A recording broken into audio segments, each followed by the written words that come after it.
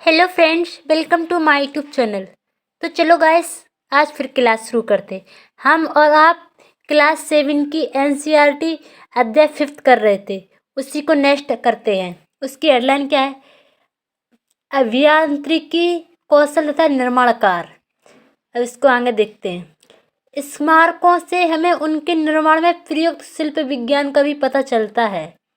छत का ही उदाहरण ले लीजिए। हम 4 दीवारों के आर पार लकड़ी की सहतीरों अथवा एक पत्थर की पट्टियां रखकर छत बना सकते हैं, लेकिन यह कार्य उस समय बहुत कठिन हो जाता है जब हम एक विस्तृत अधिचरचना वाले विशाल कक्ष का निर्माण करना चाहते हैं। इसके लिए अधिक परिष्कृत कौशल की जरूरत होती है। इनका मतलब है कि हमें इनके स्मारकों को देखकर हमें उनके शिल्प विज्ञान का भी एग्जाम्पल पता चलता है कि मतलब उन्होंने क्या किया था, क्या नहीं किया था, इस तरीके से। 7वीं और 10वीं शताब्दी के मध्य वास्तुकार भवनों और अधिक कमरे, दरवाजे और खिड़कियां बनाने लगे। अब याद रखना, 7वीं और 10वीं शताब्दी से छत, दरवाजे और खिड़कियां अभी भी दो ऊर्ध्वाधर खंभों के आर पार एक अनुप्रस्थ सहती रखकर बनाए जाते थे। वास्तुकला की यह शैली अनुप्रस्थ टोडा निर्माण कहलाई गई। अब ये हेडलाइन कर लेना, क्या कहलाई गई? टोडा निर्माण कही गई। 8वीं से 13वीं शताब्दी के बीच मंदिरों, मस्जिदों, मकबरों, सीढ़ीदार कुएं, बावली से जुड़े भवनों के निर्माण इस शैली का प्रयोग हुआ है। इस तरीके से आपको इस तरह से एग्जाम्पल भी मिल जाएंगे। तो 11वीं शताब्दी के प्रारंभ में मंदिर निर्माण, चित्र तीसरे का है। शिव की स्तुति में बनाए गए कंदरीय महादेव का निर्माण चंदेल। अब ये पता चल गया कि मतलब स्तुति में, शिव स्तुति में कंदरीय महादेव मंदिर किसने बनाया था? तो चंदेल राजवंश के राजा धंगदेव द्वारा, जो 999 बनाया गया था। मंदिर की योजना एक अलंकृत द्वार से इसके प्रवेश भाग और सभा भवन, जो मंडप, महामंडप, जहाँ नृत्य का आयोजन होता था तक पहुंचा जाता था। प्रमुख देवता की मूर्ति मंदिर या गर्भगृह में रखी जाती थी। धार्मिक अनुष्ठान इसी जगह संपन्न किए जाते थे जहाँ मूर्ति रखी जाती वहाँ, तथा इसमें केवल राजा, उनका निकटतम परिवार तथा पुरोहित एकत्रित होते थे। खजुराहो समूह में राजकीय मंदिर सम्मिलित थे, जहाँ समान जनमानस को जाने की स्वीकृति उत्कीर्ण मूर्तियों से अलंकृत थे। ये मंदिर का एग्जाम्पल है। अब इसका देख लो, ये क्या है चित्र। तंजूर के राजशेखर मंदिर का शिखर उस समय के मंदिरों में सबसे ऊंचा था।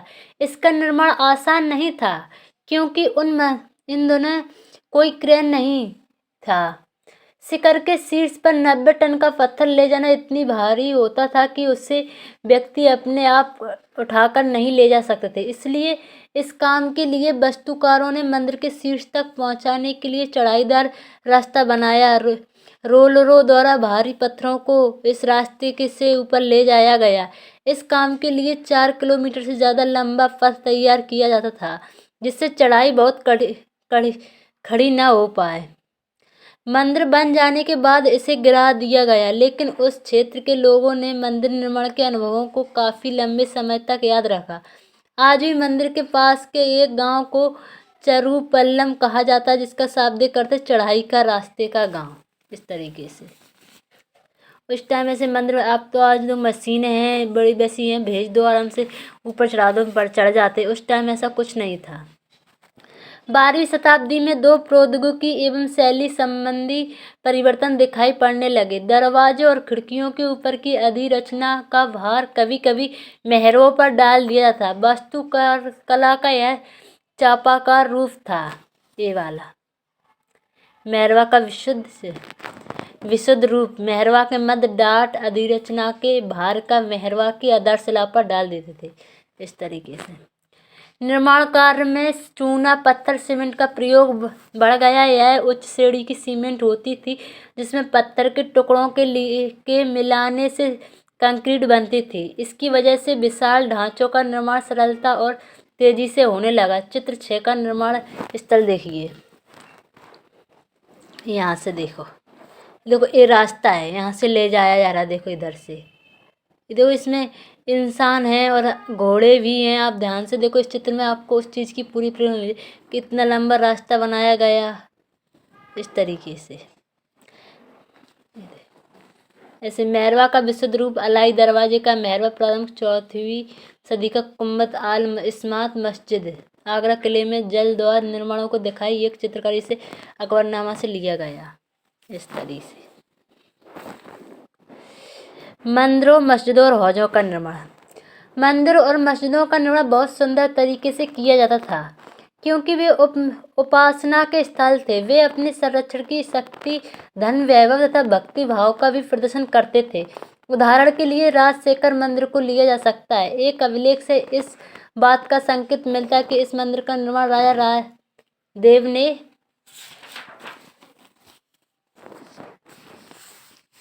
अपने देवता राज सेवरम की उपासना हेतु किया था। ध्यान दें कि राजा और उसके देवता का काफ़ी मिलते जुलते नाम है।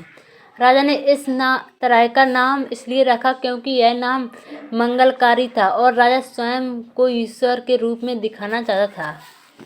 उनका नाम इसलिए रखा कि उन्हें मंगलकारी नाम था और वह अपने आप को भी ईश्वर की तरह दिखाना चाहता था और राजा स्वयं को ईश्वर के रूप में दिखाया जाता है। धार्मिक अनुष्ठान के जरिए मंदिर में एक देवता जैसे राजदेव, दूसरे देवता राजेश्वरम का सम्मान करता था। सभी विशालता मंदिरों का निर्माण राजाओं ने करवाया था।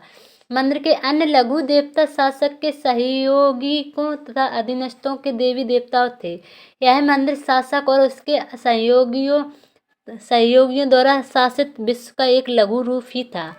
जिस तरह से वे राजकीय मंदिरों में इकट्ठे होकर अपने देवताओं की उपासना करते थे, ऐसा प्रतीत होता था कि मानो उन्होंने देवताओं के न्यायप्रिय शासन को पृथ्वी पर ला दिया हो। मुसलमान सुल्तान तथा बादशाह स्वयं को भगवान के अवतार होने का दावा तो नहीं करते थे, किंतु फारसी दरबारी इतिहासों में सुल्तान का वर्णन अल्लाह की परछाई के रूप में हुआ था। मतलब वो ऐसा कहने का मतलब है कि जब प्रत्यक्ष रूप से अपने भगवान को कंपेयर नहीं करते थे, अप्रत्यक्ष रूप से भरपूर करते थे कि हाँ मैं भगवान की ही परछाई हूँ। दिल्ली की एक मस्जिद के अभिलेख से पता चलता है कि अल्लाह ने अलाउद्दीन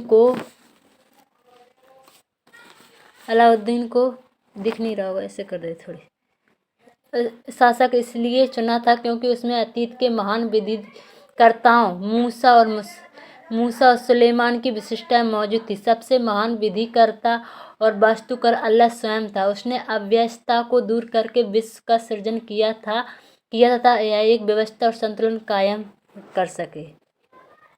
इस तरीके से सत्ता में आने पर प्रत्येक राजवंश के राजा ने शासक होने के अपने नैतिक अधिकार पर जोर डाला। उपासना के स्थानों के निर्माण ने शासकों को ईश्वर के साथ अपने घनिष्ठ संबंध की उद्घोषणा करने का मौका दिया। ऐसी उद्घोषणा तेजी से बदलती राजनीति के संदर्भ में महत्व ग्रहण कर लेती थी।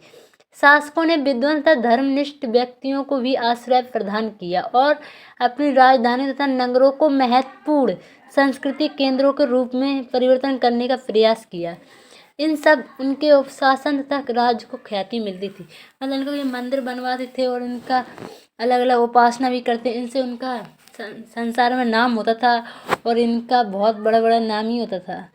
व्यापक समझ यह थी कि न्यायप्रिय राजा का राज ऐसा होगा जहाँ खुशहाली होगी और जहाँ पर्याप्त वर्षा होगी।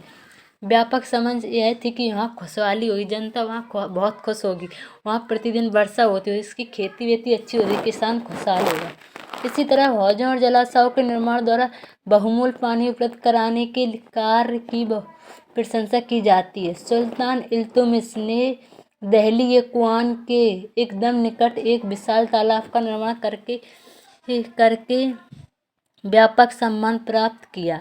इस विशाल जलाशय को हौज सुल्तानी अथवा राजा का तालाब कहा जाता है। क्या आप इसे अध्याय 3 के मानचित्र में ढूंढ सकते हो? 1 में शासक प्रिया, यहाँ देख ले। प्रिया शासक के एक बड़े और छोटे हौजों और तालाबों का निर्माण करवाते थे। कभी कभी किसी मंदिर मस्जिद में जामी मस्जिद के छोटे हौज पर ध्यान एकत्र करें। धन्यवाद। आज की वीडियो यहीं था।